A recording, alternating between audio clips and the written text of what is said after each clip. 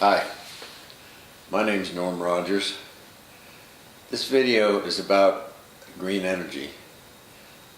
And green energy, sometimes called renewable energy, sometimes called clean energy. It's it really should be called politically correct energy because the definition is very irrational. Most of what I'm going to talk about is what the state of California is doing. They're the so-called leaders in this nightmare. And I'm going to use a big solar energy plant called the Ivanpah plant as an example, a case study. So I think you'll find this very interesting, and it may change a few of your ideas about green energy. The biggest justification for green energy is that we need to have energy that doesn't emit carbon dioxide, because carbon dioxide is supposedly going to cause global warming, which will result supposedly in a climate disaster. But then certain types of green energy that don't emit carbon dioxide are not green energy. For instance, nuclear power, well proven, 20% of the US electricity comes from nuclear, and it doesn't emit CO2. But California doesn't allow that as a green energy. Another one, hydroelectricity. Hydroelectricity doesn't emit carbon dioxide, and it uses water from running down a river or coming over a dam. It's practically free. That's not allowed either. Oh, they allow a little bit of hydro, very small plants that don't disturb anything, but basically hydro is outlawed by the state of California as far as contributing to their green energy quota. So, as far as the state of California is concerned, green energy really amounts to solar energy and wind energy, with small dollops of small hydro, geothermal energy, biodiesel. But the only thing that's really potentially large scale and that has a growth potential is the wind energy and the solar energy.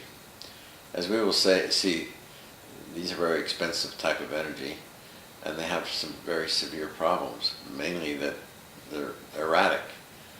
The solar energy doesn't even work at night, and the wind energy starts and stops depending on the mood of the wind. But first of all, we're going to look at the Ivanpah, California solar plant. If you land at the Las Vegas, Nevada airport during the day and look out the airplane window toward the west, you might see these three intensely illuminated towers. Those towers belong to the Ivanpah solar electricity plant. Here is a view of one of the towers from about 3/4 of a mile away. The tower is surrounded by a field of mirrors. The mirrors direct sunlight to the top of the tower, where water is turned into high-pressure steam that is used to generate electricity. Here is a close-up view of some of the mirrors. The mirrors, each about the size of a garage door, are computer-controlled so as to always aim the sun towards the top of the tower. Here is a satellite view of the Ivanpah area. Circled in yellow is the Ivanpah Dry Lake. This area is located right on the border between Nevada and California.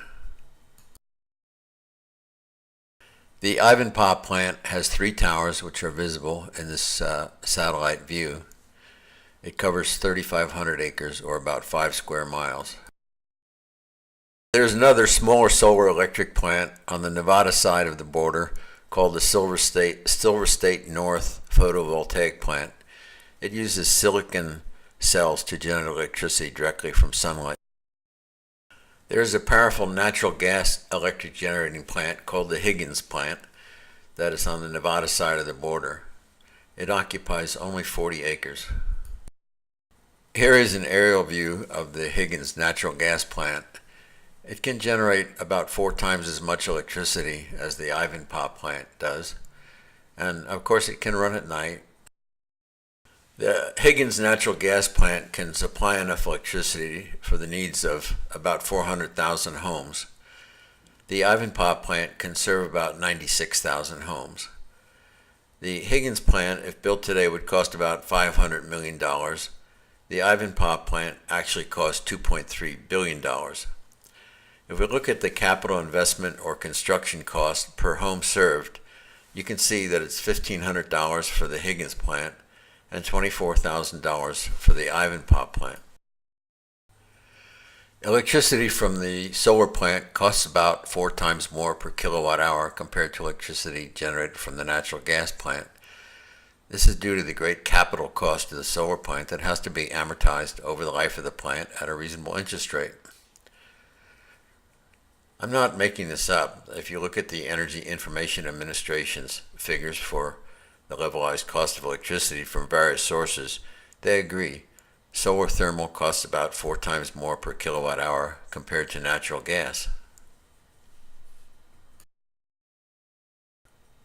The motivation behind the green energy movement is really global warming, the theory that adding CO2 and similar gases to the atmosphere is going to cause the atmosphere to warm a whole lot. That's going to have a disastrous effect. The science behind this is just totally speculative, and in the next part of the video I'll discuss what is wrong with the science of so-called global warming. During the last 9 years, I've gone to a lot of global warming rallies, a lot of scientific conventions. One thing I've learned is that the supporters of global warming tell a lot of lies. They really are quite unethical. I went to a climate rally in District of Columbia, and the organizers claimed that they had 35,000 people there. I did a careful estimation of the crowd size and determined that at the most it was 4,000 people. The 35,000 person claim got repeated in the sympathetic media. Environmental organizations like the Sierra Club, the World Wildlife Fund, and Greenpeace, they're ideologically oriented, but they're also businesses. They need money, and they get a lot of money. Here's a partial list of environmental scare stories that surfaced during the last 50 years. Most of these scare stories are exaggerated or just completely false, but every one of these scare stories helps these environmental organizations to get new members, to get public attention. So they love the scare stories, and they promote them, they exaggerate them. Here are some advertisements placed by environmental organizations concerning global warming. This ad suggests that your Little League player will be up to his chest in water due to sea level rise, but sea level isn't rising any faster than it has been for the last 1,000 years. This ad suggests that the Arctic sea ice was supposed to vanish in 2013, but actually the Arctic sea ice is still there.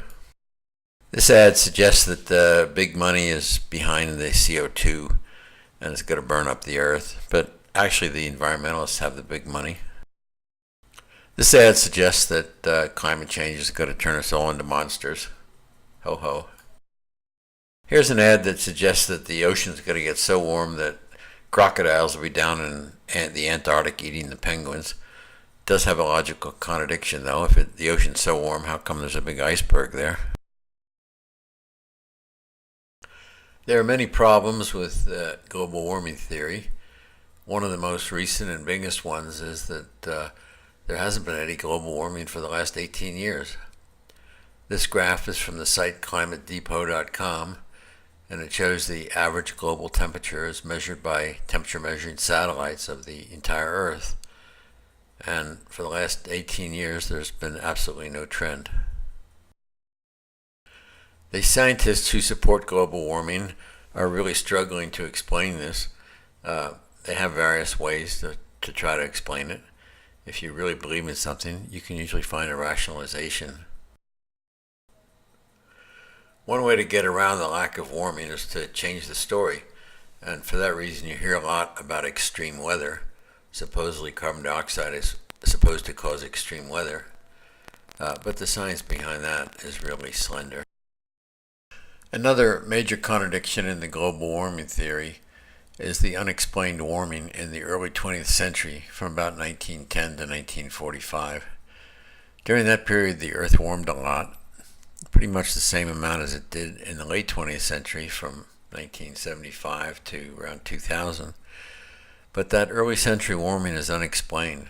It can't be explained by carbon dioxide because there just wasn't the carbon dioxide back then when the most of the world was industrially underdeveloped. So they blame the late 20th century warming on carbon dioxide, but how do they know that it wasn't caused by the same unknown force that caused the early century warming? Here's a photographic example of how environmental organizations, industry, and politicians all work together. This picture was taken at the 2009 inaugural ball, celebrating the inauguration of President Obama. The guy on the left is Carl Pope, the president of the Sierra Club. The woman on the right is Denise Bodie, the CEO of the American Wind Energy Association. Carl Pope, the president of the Sierra Club, wrote a book where he denounced the Bush administration and said they were just terribly ignorant. Unfortunately, in the book, he tried to explain the science behind global warming, the greenhouse effect, and he completely messed it up. His ignorance of science was put on public display. I recall that I met this guy one time, and his way of introducing himself, more or less, was, "Hi, I'm Carl Pope. I went to Harvard." The Sierra Club's been running a Take No Prisoners campaign to destroy the coal industry, and they're having a lot of success. The EPA is putting out regulations that are designed to do just that. The Sierra Club doesn't care if a whole bunch of coal miners are put out of work. The coal miners have been voting Democrat for years, and they're probably getting confused as why it is that the Democrat Party is paying attention to the Sierra Club and all those people who went to Harvard, and to hell with the coal miners. The whole problem with the theory of limiting United States CO2 emissions is that CO2 emissions are really increasing very rapidly in China and India, way above what the United States is doing. And even if we cut our emissions by a third, the Chinese and Indians would make up the difference in just a few years. The government and some environmental organizations are pushing a technology that seems to be mainly designed to make the coal mining industry and the coal miners think that they're not going out of business and they won't end up on a breadline. The idea is that you'll capture the carbon dioxide coming out of a power plant smokestack and pump it underground where it will be sequestered forever. This technology is just full of problems. And it would be very expensive. But the biggest problem of all with it is that if one of those wells where they pump this carbon dioxide should ever spring a leak and the carbon dioxide escapes, it would kill a lot of people. This already happened in Africa at Lake Nyos, where maybe due to a landslide, the lake suddenly released a big cloud of carbon dioxide. It suffocated 1,700 people and about 3,000 cows. Carbon dioxide is not poisonous, but it is heavier than air, and if there's a lot of it around, it'll displace the oxygen, and you can't get any oxygen, and you'll suffocate. Does green energy actually have a future? Somebody's going to say that my comparison of the Ivanpah plant with natural gas is unfair because there's other types of solar electricity that is cheaper, or green power that's cheaper. It is true that wind power and photovoltaic solar is cheaper than thermal solar. And however, the problem is that wind power and photovoltaic solar are what's called non-dispatchable technology. It means the electricity that comes out of them, it has to be used when it's generated, or else it has to be stored. And storing electricity is really difficult. There's only one way of economically storing electricity, and that's pumped storage. Requires two reservoirs at different heights with a reversible hydroelectric plant between them. So you pump the water from the bottom reservoir to the top when you're storing electricity, and when you're taking it back, you let the water flow down and generate electricity. However, pumped storage requires mountains, it requires water, and if the pumped storage is far away from the source of electricity, it requires long power lines. Pumped storage is just expensive and impractical. In order to deal with the erratic nature of photovoltaic solar or wind power, the grid has to have what's known as spinning reserve. This means power plants with the turbines spinning that are just waiting for something to go wrong and ready to take up the slack. Of course, spinning reserve costs money. It means you're running power plants at less than full capacity. It requires capital investment. Thermal solar, on the other hand, can store electricity essentially because it can store the heat that's being used to generate steam. The heat can be stored in a tank of molten mineral salts, and you can store a lot of heat in one of those tanks. So you have the possibility of a thermal solar plant can run at night because it can save up heat during the day. So thermal solar plant could even be spinning reserve, using the tank and the heat to increase power. A thermal solar plant can also use natural gas to generate steam, and that way it can take up the slack if there's long spells of cloudiness, for example, or if the sun temporarily goes behind a cloud. It's also conceivable that the cost of building thermal solar plants could get a lot cheaper with more mass production techniques and so forth. And if the price of natural gas goes a lot higher, which it probably will when we start exporting it, thermal solar could become kind of marginally competitive. Who knows? In his farewell address in 1961, President Eisenhower warned of the danger that science would become corrupted by government money. That's certainly become true, especially in the global warming area. We've come to the point where scientists will say almost anything short of saying that the moon is made of green cheese in order to get grants and get research contracts and to better their own positions.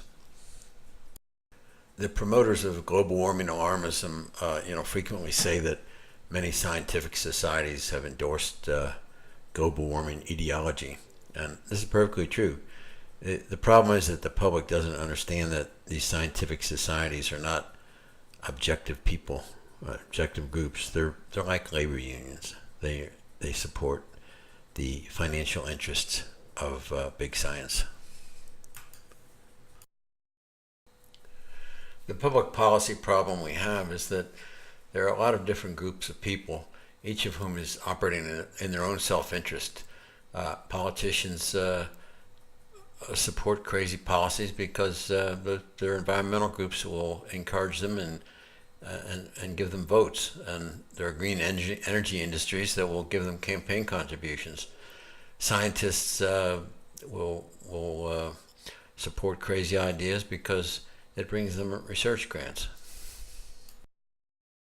This, all these different people who are pursuing these various mistaken ideas are not deliberately trying to fool us or telling lies deliberately.